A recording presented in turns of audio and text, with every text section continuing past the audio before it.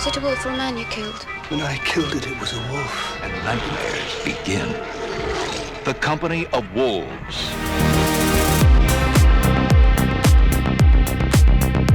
Hey guys, welcome back to the channel, and today we're going to be talking about Scream Factory's newest release, The Company of Wolves. But before we do that, if you guys are into 4K reviews, movie reviews, some tech, and some video game along the way, then please consider subscribing because we do all that here. So The Company of Wolves was originally released in 1984, directed by Neil Jordan with a runtime of 91 minutes. And boy, do you feel that. Woof.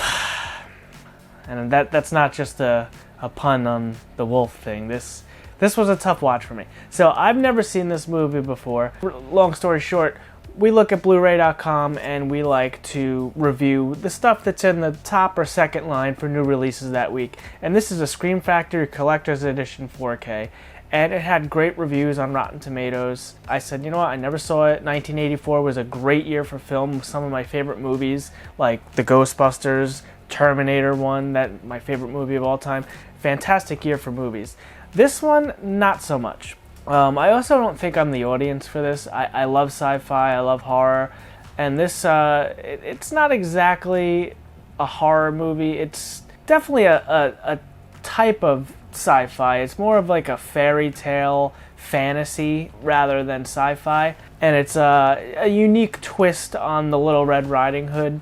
I'm not even going to attempt to describe the plot because I just sat here for 91 minutes scratching my head and just trying to understand what the hell I just watched. So I am still pretty confused on what the hell I just watched. It was a very interesting movie. One thing I do want to point out was the set pieces. Like, you can clearly tell that they were on a soundstage and a set, and you know, I'm not saying that was a bad thing because I actually want to compliment how well they made the set and the set piece, you know, the extras and the props and stuff they used, because it did look pretty good, especially for a 1984 movie. As far as the special effects go, there's like two scenes where a man turns into a werewolf, or a wolf, that's what a werewolf is. It's kind of up there with the Howling, you know, where it's not the best. I still think one of the best early werewolf movies is probably American Werewolf in London. I think the transformation with that one is they really nailed. That's a fantastic man to wolf transformation. And this one, not so much. You know, this one looked very waxy, very clayey, but that could also just be the 4K scan and how clear the resolution was. So again, overall, the movie itself, I kept checking my watch. You know, that's not a good sign. This movie just didn't vibe with me. It wasn't my cup of tea, because this is a UK movie. You know, I'm not doing these puns on purpose, I swear to God. Yeah, it just wasn't for me. You know, it was very, very confusing. They call it like a gothic fantasy thriller, and it's bizarre. As far as the cast list goes, the only person I did recognize was David Warner, and I know he has an incredible filmography, but he's always going to be the scientist in the Ninja Turtles 2, Secret of the Ooze for me. That's David Warner to me. That's the first time I seen him as a kid, and that just stuck with me. Ninja Turtles are some of my favorite movies of all time. I absolutely love those. I'm a 90s kid. I'm a big Turtles fan. He was second on the cast list. He was the father of the main character. He had some scenes, you know, he wasn't the star of the movie by any stretch of the imagination, but he was a part of it, you know. But he was the most notable name in my opinion. But like I said before, Rotten Tomatoes had a pretty high score on this. It was like in the 80s or 70s or 80s. So there's definitely an audience for this movie. I'm just not part of it. I did not enjoy the movie. And I can't imagine I'm going back to this anytime soon, or if ever. But if you're a fan of this movie, let me tell you about the new 4K scan. So we are big Scream Factory fans here on the channel. I think they do fantastic work. Again, horror is my favorite genre, so that tends to be what Scream Factory does. They do a lot of horror and sci-fi stuff like that, and that tends to vibe with me. I know John is a big Criterion guy. He likes those dialogue-heavy movies. Not for me, I need some action. I need some stuff blowing up. I like some cool sci-fi stuff. That's my type of movie. So Scream Factory tends to be my favorite label as far as boutique labels go. And Scream Factory does fantastic work. And I think they did pretty good work with this. Again, this is my first time seeing it. I don't have an old Blu-ray to compare this to, but this is a new 2022 4K scan of the original camera negative. And it does have Dolby Vision on it. So a lot of this movie, it's, it's, like I said, it's on a set, but it's in the woods. A lot is at nighttime, so there's a lot of grays, a lot of dark colors. There's not really too many bright colors at all. Can't really explain the plot to you because there was a car in the beginning, and then they're in like the 1600s where they're just living in the middle of the woods in huts, and I have no idea what I just watched. But back to the colors, the main character was wearing a red, so it's Little Red Riding Hood, so she was wearing a red overcoat with a hood that her granny knitted her. And that's the most color you really got out of the movie. And then she put on this bright red lipstick. And those colors for sure did pop. Other than that, it's all just muddy browns and grays. And, it's like a winter, maybe fall, winter time in the woods. So the woods are dead, leaves all over the ground. And that's one thing I did want to compliment them on was the set pieces and the backdrops and everything. It looked really good. As far as that, the story, not so much. Again, visually, with the Dolby Vision, I think it really helped with a lot of these scenes because, they are very, very dark. A lot of the movie does take place at night or inside these huts with very low lighting. It's just really candlelight and firelight. Again, because this is, I think, a time before electric existed, so they didn't have light bulbs and stuff like that. I mean, there was probably some lighting on the set, but most of the movie was lit candle and fire. This movie, as far as the visuals go, I would say it's a scene-to-scene basis because some scenes looked fantastic where other scenes just looked like a snowy mess with the amount of grain. So I don't know if they were switching between cameras. I don't know exactly how that works. A scene-for-scene base is the best way I could really explain this because one scene looks fantastic where the other just does not. And the ones that do not look as good, it's not that they look terrible, it just doesn't look as good as the previous scene or the next scene's going to look. Because some of the scenes did look really, really good. Again, I do not have an old Blu-ray to compare this to. There is a Blu-ray in here. I'll open this up and show you real quick.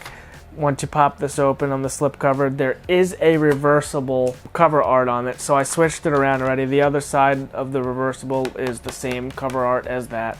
So I like when they do that. The reversible is nice, and that seems to be only the collector's editions get that. And then you got your 4K disc, and then you got your Blu-ray disc. Now this Blu-ray disc does have the same 4K scan as this, just downgraded to 1080p. So the 4K disc is going to have the higher resolution and the Dolby Vision, where this is just going to be a SDR 1080p Blu-ray. But has the new 2022 4K scan. And all your special features are on here. There's a audio commentary, and that's the only special feature on the 4K disc, where all the other special features are on here. Not that there's a ton, but all the special features are on the Blu-ray disc. And the special features, again, there's not many. There's only a few. There's a new interview with the producer, Chris Brown, and special makeup effects artist, Christopher Tucker. Audio commentary with Neil Jordan, a theatrical trailer, a still gallery, and some behind-the-scenes footage. So it's not loaded with special features, and there was only one new special feature included in this set. So again, visually, I think it looked pretty good. I will give the visuals an 8 out of 10. I think it was a pretty good-looking movie. There was some scenes that didn't look as great as others, and then there was some scenes that looked really, really good. So that's why I'm kind of in the middle in there. But again, I like the set pieces. I like the wardrobe that they were wearing. I think they nailed everything except the story, because I did not have any interest in this, and I couldn't wait for it to be over. So visually, I think they did a pretty fantastic job. As far as the audio goes, it has a DTS HD Master Audio stereo. So it's like just a step above mono, but again, it doesn't sound fantastic. It just bothers me when they go and do these new 4K scans that they won't at least upgrade to the 5.1 or even an Atmos track. Not that I think an Atmos track is necessary for a film like this, but it's just something else to entice you to upgrade or make the purchase, especially when we're paying $28 for these collector's editions on 4K. My player and my soundbar does upgrade any tracks that are less than 5.1s to a PCM 5.1 or a PCM 7.1. So I did have some decent stuff coming out of the back speakers, but again, it's not that type of movie where it warrants like an Atmos track or I guess even a 5.1, because you know the center channels, they were fine, I guess. You know, that's how the movie was intended to be. Just adding the Atmos to it would be just another check for someone who is on the fence about buying the movie. So overall, I'm not a fan of this movie, so it's hard for me to recommend this to you. But if you are a fan of the movie, this is definitely the best it's ever looked. Scream Factory does fantastic work. The new 4K scan with Dolby Vision, it did look pretty great in most scenes, with the exception of a few, but even those few don't look terrible. The audio, it sounded fine. I would have liked an upgraded audio track than just a basic stereo track, but this is what we got. I do enjoy the reversible cover art. I'm always a fan of that. I'm big packaging guys, so when they have the reversible cover art, I see that as a win. It's got a slip cover on it. I know John just got Rollerball, and there was no slip cover. It was a single disc, no reversible art. So that's and I think they're pretty much the same price. So that's definitely a bummer. But overall, this just not my type of movie, not my cup of tea. If you're a fan of this, I guess I could recommend you picking it up. Maybe watch for a sale. Black Friday's coming up. It's brand new, so I doubt it's gonna go on a Black Friday sale. But hey, you never know. Maybe Amazon will knock a few bucks off. And if you guys do want to pick it up through Amazon, we will have our affiliate link down in the description, and ordering from that affiliate link helps us out, and we greatly appreciate it. Are you guys fans of this movie? Because I would like to hear from you guys, or maybe even try to explain the plot to me, because to me this was just an acid trip. It was just some crazy adventure in the middle of the woods, and I have no idea if they were playing with time, because there was a car in the beginning and then it was horses and buggies, and I was very, very lost, and I just did not enjoy my time with this. But at least it looked good, it sounded okay. They did pretty good with the packaging. So overall, I guess I would give this a 7 out of 10. I can't really take too much off for not liking the movie, because this is not for me. I'm not the audience for this. But if you are, I think you'll be pretty happy with the package that Scream Factory has put out. But until next time, guys, have a great day.